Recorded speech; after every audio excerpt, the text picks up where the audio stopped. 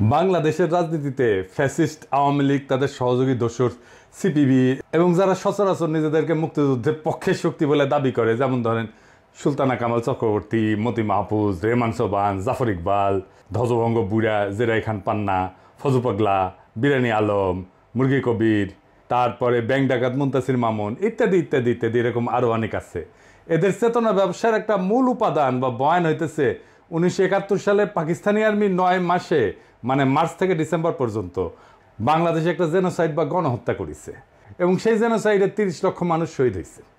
আর পূর্ব পাকিস্তানের তৎকালীন 7.5 কোটি জনসংখ্যার মধ্যে নাকি 1 কোটি মানুষ ঘর বাড়ি ছাইরা ভারতে আশ্রয় নিয়েছিল। এই দুইটা ছাড়াও আরও আছে 2 লক্ষ মা বোনকে নাকি ধর্ষণ করেছিল পাক বাহিনী আর তার দোসরেরা। এবং এই সমস্ত অত্যাচার নির্যাতনের পরিণামে ভারত মানবিক কারণে আগায় এসে তৎকালীন পূর্ব পাকিস্তানে সামরিক অভিযান চালায়, পাকিস্তানি সেনাবাহিনীকে পরাজিত কইরা আমাদের মুক্ত স্বাধীন কইরা দেয়। এর ফলে আমাদেরকে ভারত মাতার প্রতি চিরকৃতজ্ঞ থাকতে হবে। এখন এই ঘটনা যেগুলো বললাম, এগুলো যদি আসলেই সত্যি হয় তাহলে তো আমাদের আসলেই ভারত মাতার প্রতি চিরকৃতজ্ঞ থাকা উচিত। কিন্তু উপরে প্রত্যেকটা দাবি ডাহা মিথ্যা, একদম ডাহা মিথ্যা কথা। আমরা ভারত মাতার সোর্স থেকেই আজকের এপিসোডে প্রমাণ করে দেখাবো যে গণহত্যা আর 1 কোটি লোকের ভারতে আশ্রয় নেওয়ার দাবিগুলা ডাহা মিথ্যা। আজকের এপিসোডের মূল বিষয় হইতেছে 2 ধাপ্পাবাজি, 71-এর 30 লক্ষ শহীদ এবং ভারতে আশ্রয় নেওয়া 1 কোটি শরণার্থী। এখন প্রশ্ন হচ্ছে, যদি দাবিগুলো মিথ্যা হয়ে থাকে তাহলে এসব বয়ান প্রচার করলো কে, কেনই বা প্রচার করলো? তখনকার আন্তর্জাতিক মিডিয়ার সাংবাদিকরা ভারতের দিল্লি আর কলকাতাতে অবস্থান করে ঘটনাগুলো কভার করতো। ভারতের মিডিয়া এবং ইস্টার্ন কমান্ড তাদেরকে যে সমস্ত প্রেস ব্রিফিং দিত তারা সেটাই পাবলিশ করতো। আজগুবি কাল্পনিক একটা অত্যন্ত অতিরঞ্জিত অবাস্তব নিহতের সংখ্যা ছড়ানো, যাতে মুসলমানদের মধ্যে চির দুশ্মনী আর ঘৃণা বজায় থাকে, মুসলমানরা যেন একে অপরকে ঘৃণা করে। বাস্তবে ভারতের এই কৌশল কাজও করেছে। আপনারা লক্ষ্য করলে দেখবেন 1971-এর চেতনাজীবীদের মতো ইসলামোফোব, ইসলাম বিদ্বেষী খুব বিরল দুনিয়াতে।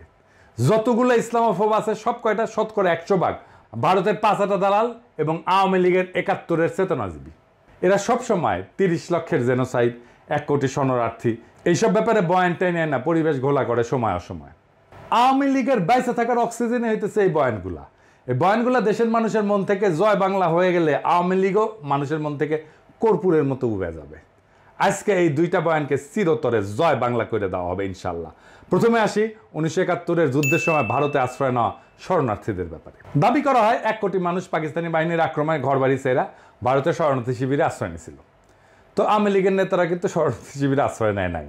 তারা দেশ থেকে পালানোর সময় বিভিন্ন ব্যাংকের ভল্ট ভেঙে ডাকাতি করে কোটি কোটি টাকা নিয়ে ইন্ডিয়া গেছিল। সেসব টাকা দিয়ে কলকাতাতে বাড়ি ভাড়া করে থাকতো, ফ্ল্যাট ভাড়া করে, আর মদ খাইতো, আর সোনা খাইতে কাটকা পাইতো। তো তখন পূর্ব পাকিস্তানের জনসংখ্যা ছিল 7.5 কোটি। বাংলাদেশে গ্রামের সংখ্যা 68,000-এর মতো, আমরা এটা জানি। 7.5 কোটি মানুষের মধ্যে 1 কোটি মানুষ নিজের ঘর বাড়ি ছেড়ে রোহিঙ্গা ফিলিস্তিনিদের মতো অন্য দেশে রিফিউজি হিসেবে আশ্রয় নেয়, এটা তো একটা ভয়াবহ ঘটনা। ভারত মাতাও এই সংখ্যা আন্তর্জাতিক মিডিয়াতে সেই সময় তাদের গণমাধ্যম দিয়ে প্রচার করাইছে। তাদের গণমাধ্যম কি জিনিস সেটা তো বুঝেনি। তো এটা করার পিছনে ভারতের একটা স্বার্থ ছিল। ভারত এই ব্যাপারে আন্তর্জাতিকভাবে প্রচার করিয়া আমেরিকা, ইউরোপের অন্যান্য দেশ থেকে খাদ্য, ওষুধ, সাহায্য, এগুলো অন্যান্য প্রয়োজনীয় সামগ্রী গ্র্যান্ট হিসেবে আনতো। এখন শরণার্থীর সংখ্যা, রিফিউজির সংখ্যা যত বেশি দেখাবে ভারতের লাভ তত বেশি। কারণ একজনের বিপরীতে যদি তারা 100 জনের হিসাব দেখায়, খাবার, টাকা ইত্যাদি নেয়, তাহলে বাকি 99 জনের টাকা খাবার নিজেরা পকেটস্থ করতে পারবে। এখন বলবেন একজনের বিপরীতে 100 জন দেখাইছে, তার চেয়ে বেশি দেখাইছে, হিসাব আজকে দেখাই দেবো, আজকের ভিডিওতে দেখাই দেবো। বাস্তবে হয়েছেও তাই। আমি আপনাদেরকে একদম খোদ ভারতের রেসপন্সিবল মানুষের রেফারেন্সই দেখাতেছি। ভারতের এবং আওয়ামী লীগের অফিসিয়াল প্রোপাগান্ডার বিপরীতে আপনারা যদি আসল সংখ্যাটা শুনেন তাহলে আপনারা চেয়ার থেকে পড়ে যাবেন এখনই। ভারতের সেনাবাহিনীর লেফটেন্যান্ট জেনারেল প্রেমনাথ হুন, লেফটেন্যান্ট জেনারেল, তার এক সাক্ষাৎকারে ভারতে আশ্রয় নেওয়া রিফিউজিদের আসল সংখ্যাটা বলছেন। জেনারেল হুন কিন্তু কোনো সুশীল বামপন্থী মানুষ না, উনি একজন কট্টর হিন্দুত্ববাদী, যিনি রিটায়ারমেন্টের পর শিবসেনাতে জয়েন করছিলেন, এখন এরপর বিজেপিতেও যোগ দিচ্ছেন। 1999 সালে ভারতের মিডিয়া রেডিফে ওনারা সাক্ষাৎকার নেয়। এডিটর সাহেব সাক্ষাৎকারটা পাশে দেখান, আপনারা সার্চ করে নিতে পারবেন। এই সাক্ষাৎকারে জেনারেল হুন 1971 সালে ভারতে আশ্রয় নেওয়া শরণার্থীদের আসল সংখ্যাটা প্রকাশ করছিলেন। সংখ্যাটা হইতেছে কত? শুইনা পড়ে যায় না চেয়ার থেকে, চেয়ারে সিট বেল্ট বাইন্ধে নেন, 90,000। 90,000, ঠিকই শুনেছেন, 90,000। কই 1 কোটি আর কই 90,000। বাংলাদেশে গ্রামের সংখ্যা 68,000। বাংলাদেশের অধিকাংশ জনগোষ্ঠী, মেজরিটি সংখ্যক গ্রামের কেউই ভারতে গিয়ে আশ্রয় নেয় নাই। গ্রামের সীমিত সংখ্যক ব্যক্তি ভারতে গিয়ে আশ্রয় নিয়েছিল। এখন কাঁঠালরানী পতনের পরই তো ফ্যাসিস্ট আওয়ামী লীগের দুর্বৃত্তরা বিপ্লবী জনতার ধাওয়া খাইয়া প্রায় লাখখানেক দুর্বৃত্ত ভারতে গিয়ে আশ্রয় নিছে। কলকাতাত আওয়ামী লীগ আবার অফিস খুলিছে। আরো অনেক দুর্বৃত্ত পলাইতে গিয়ে বিপ্লবী জনতার হাতে ধরা গেছে। কালামানিক তো পলাইতে গিয়ে সর্বস্ব হারায় মনের দুঃখে কলা পাতের উপরে শুয়েছিল। 1971 সালে এখনকার চেয়ে কম সংখ্যক মানুষ ভারতে গিয়ে আশ্রয় নিয়েছিল। ভারত মাতা এবং আওয়ামী লীগের প্রোপাগান্ডা কিভাবে 90,000 1 কোটিতে রূপান্তরিত হয় দেখছেন। কাহিনী এখানে শেষ না। তৎকালীন পূর্ব পাকিস্তানে ভারতীয় মদতে আওয়ামী লীগের বিদ্রোহের ফলে দেশে আইন শৃঙ্খলা ব্যাপক অবনতি ঘটে। এর সাথে অবাঙালি মুসলমান হত্যা, ক্যান্টনমেন্টে আক্রমণ, এমনকি পাকিস্তানি আর্মিদেরকে খুন করা, এর জবাবে কাউন্টার ইনসার্জেন্সি অপারেশন ইত্যাদি কারণে আওয়ামী লীগের দুর্বৃত্ত ছাড়াও বেশ কিছু নিরীহ মানুষ ভারতে আশ্রয় নিতে বাধ্য হয়। আমার পরিবারও ভারতে আশ্রয় নিয়েছিল। তৎকালীন পাকিস্তান সরকার একটা পলিসি ছিল না যে পূর্ব পাকিস্তানের মানুষকে রিফিউজি বানায় ভারতে পাঠায় দেওয়া। এটা আমরা কিভাবে জানি? কারণ পাকিস্তান সরকার ভারতে আশ্রয় নেওয়া রিফিউজিদের দেশে ফিরে আসার জন্য আহ্বান জানাইছিল। এমনকি শরণার্থীদের দেশে ফিরে আসলে তাদের রিসেপশন করার জন্য সীমান্তে অভ্যর্থনা কমিটির ব্যবস্থা করছিল। কিন্তু ভারতে আশ্রয় নেওয়া শরণার্থীরা ভারতের ক্যাম্পে মানবেতর জীবনযাপন করার বদলে দেশে ফিরে না আসে, এই জন্য ইন্ডিয়া আর আওয়ামী লীগ শরণার্থীদের প্রত্যাবর্তনকে স্যাবোটাজ করে। স্যাবোটাজ করে। শরণার্থীরা সবাই দেশে ফিরে আসলে তো ভারতের বাটপাড়ি মাঠে মারা যাবে। গভর্নর টিক্কা খান যেদিন সীমান্তে ফিরে আসা শরণার্থীদের রিসেপশন করার জন্য অভ্যর্থনা কমিটিতে যায়, তখন লীগের গুন্ডারা সেই রাস্তা দিয়ে শরণার্থীরা যে বাস আসবে সেই রাস্তার মধ্যে মাইন পুঁতে রাখে। এর ফলে প্রত্যাবর্তনরত শরণার্থীদের বাস মাইনের উপরে পড়া বিস্ফোরণে উইরা যায়, যাত্রী সমত সবাই মারা যায়। দেখেন, রেফারেন্স আছে। এই লেভেলের সাইকোপ্যাথেরা মায়ানমার রোহিঙ্গাদের বিতরণ করে তাদের ফেরত নিতে অস্বীকৃতি জানাচ্ছে। কোনোভাবেই তারা রোহিঙ্গাদের ফেরত নেবে না।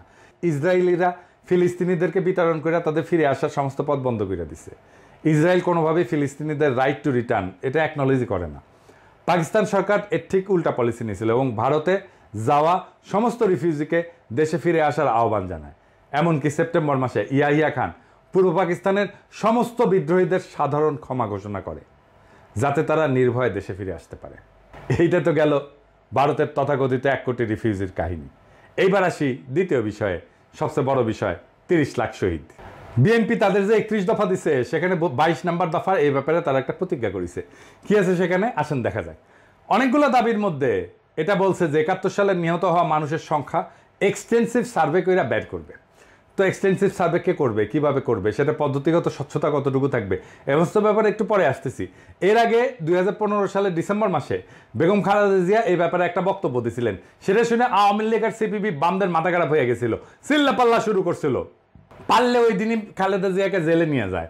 খালেদা জিয়া বলছিলেন যে মুক্তিযুদ্ধের শহীদদের সংখ্যা নিয়ে বিতর্ক আছে। দেখেন এবং এডিটর সাহেব কথাটা শুনায় দেন। আজকে বলা হয় যে এত লক্ষ লোক শহীদ হয়েছে,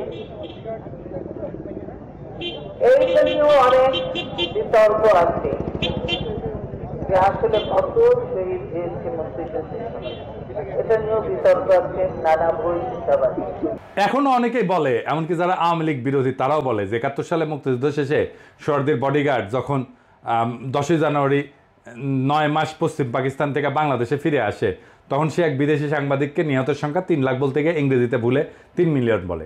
এরপর একবার বলে ফেলার পর সেটা বারবার রিপিট করতে করতে আন্তর্জাতিক মিডিয়াও আনক্রিটিক্যালি, কোনো যাচাই বাছাই ছাড়াই সেই সংখ্যা বিভিন্ন জায়গায় কপি পেস্ট করে প্রিন্ট করে প্রচার করতে থাকে।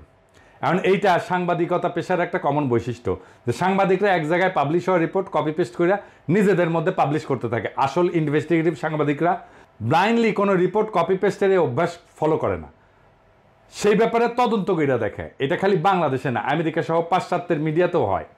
ইনভেস্টিগেটিভ জার্নালিজমের আইকন ওয়াগারের পথ বালক না, ওয়াগারের পথ বালক না, এগুলো আইকন, মেলা আইকন আছে। সেমর হার্স নামে একজন বিখ্যাত ইনভেস্টিগেটিভ জার্নালিজমের আইকন আছে।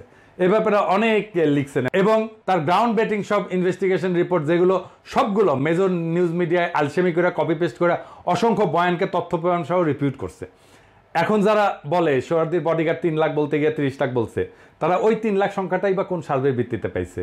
যদি এটা জিজ্ঞেস করেন এই ব্যাপারে কোনো জবাব পাবেন না। ঘুরে ফিরে কিছু পেপারে কপি পেস্ট করে কিছু আর্টিকেল বড় জোর দেখাবে, যেসব আর্টিকেলে কোথাও কোনো ধরনের ফিল্ড সার্ভের কোনো রেফারেন্স থাকে না। এখন এটা মানলাম যে মুশাররফ বডিগার্ড মূর্খ সোতা ছিল, তো কয়েকবার ফেল করে ক্লাস 10 পাস করছে, ম্যাট্রিক পরীক্ষায় নকল করে পাস করতো আর অন্যদেরকেও নকল করতে উৎসাহ দিত। সে লাখকে ইংরেজিতে মিলিয়ন বলছে। এখন প্রশ্ন হচ্ছে 3 লাখ সংখ্যাটাও তো 30 লাখের মতোই ভিত্তিহীন, বায়বী একটা সংখ্যা। যারা এই সংখ্যা প্রচার করে তারাও তো আজগুবি একটা সংখ্যা প্রচার করে। এবার আসেন আসল সংখ্যা কত ছিল সেটা বের করা যাক। আস্তে আস্তে সব রেফারেন্স দেখাইতেছি। এবার আপনারা চেয়ার থেকে মাটিতে পড়ে যাবেন, হ্যাঁ, অথবা আপনাদের সোয়াল খুলে ঝুলে পড়বে। আসেন দেখি সেটা। প্রথমত 3 লাখ সংখ্যা নিয়ে একটা রেফারেন্স দেখাই।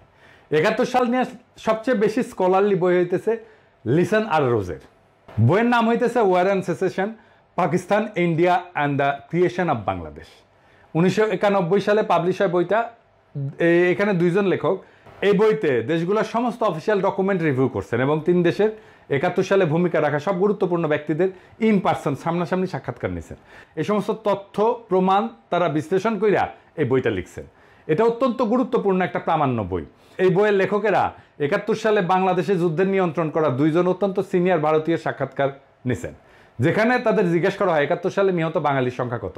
একজন ভারতীয় উত্তর দেয় 3 লাখ, কারণ সে টের পাইছিল এই ঘাঘু লেখকদের কাছে 30 লাখের মতো অবাস্তব হাস্যকর একটা সংখ্যা বেচা যাবে না।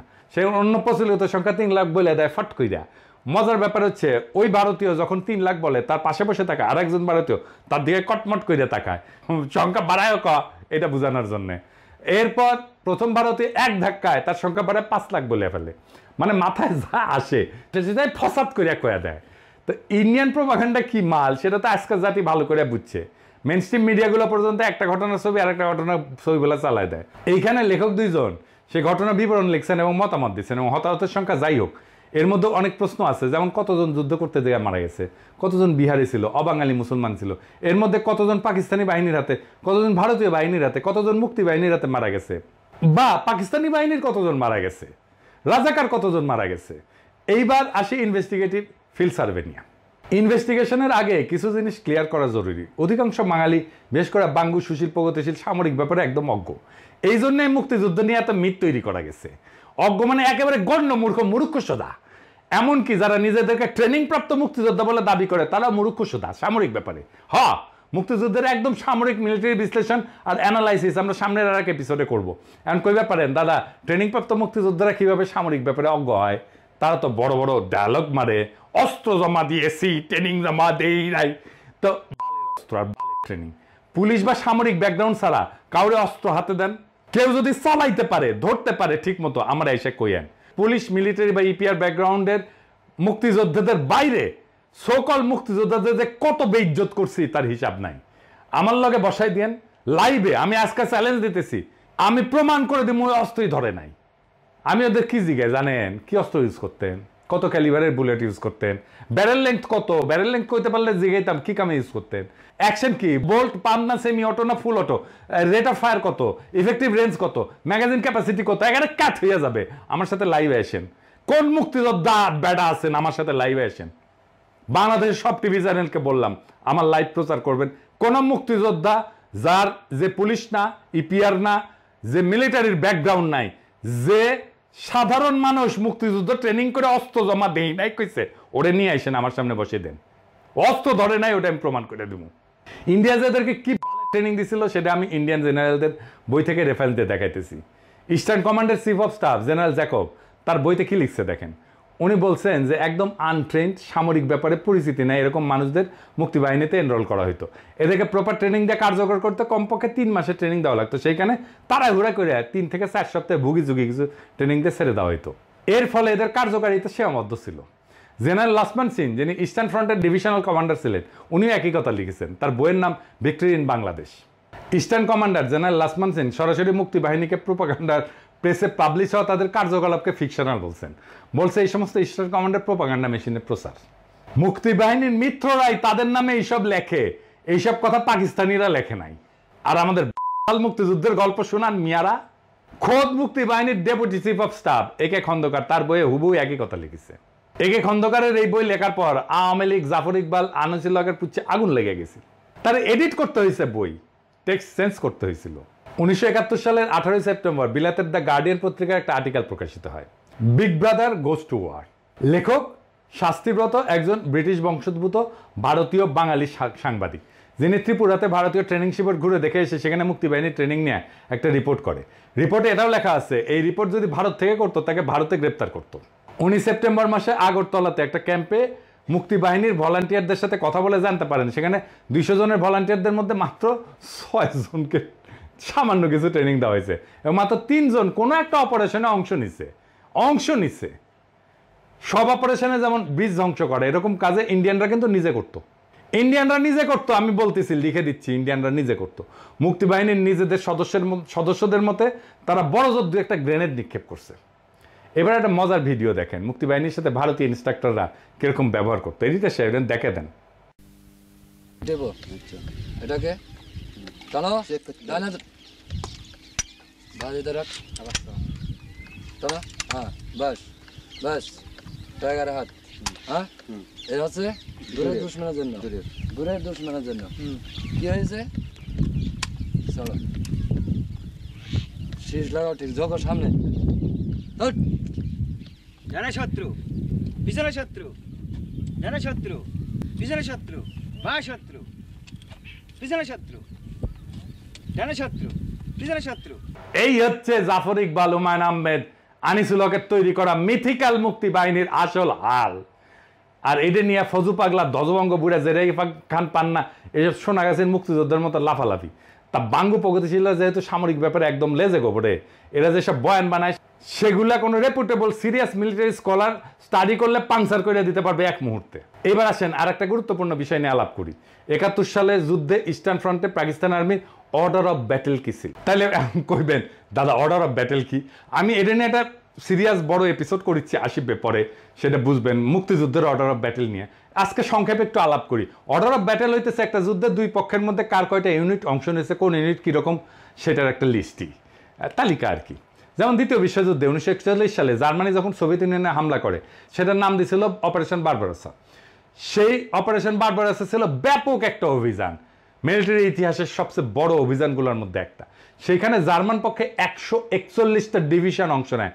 মাথায় রাখবেন 141টা ডিভিশন, 141টা ডিভিশন অংশ নেয়। সোভিয়েত পক্ষে জার্মানির এস্টিমেট ছিল 213টা ডিভিশন, একটা ডিভিশন প্রায় 15 থেকে 16,000 সৈন্য থাকে।